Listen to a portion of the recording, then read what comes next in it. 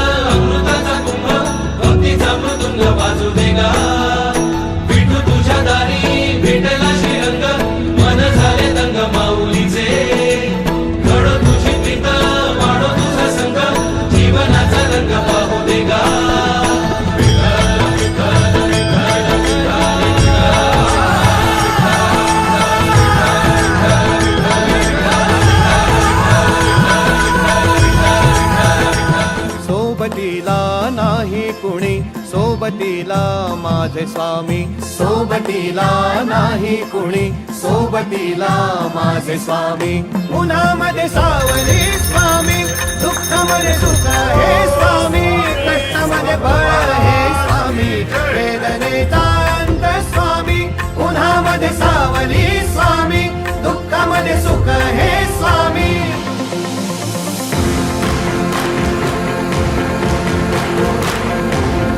आज सोलापूर जिल्ह्याचा, शहराचं जे चित्र बदलत आहे खऱ्या अर्थाने याचा आपल्या सगळ्यांना, माझ्यासहित स्टेजवर बसल्या सगळ्यांना मनापासून आनंद आहे.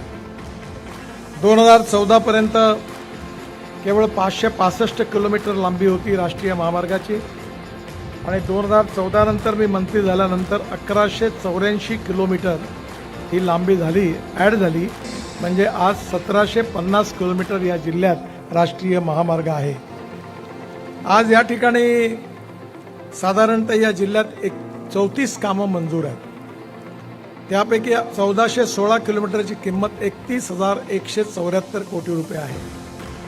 15 कामं पूर्ण झालेली आहे, 19 कामं प्रगतीत आहे आणि आज पुन्हा नव्याने आपण नवीन ज्या कामाचं भूमिपूजन करतोय 5 कामांचं, त्याची किंमत 2,784 कोटी रुपये आहे.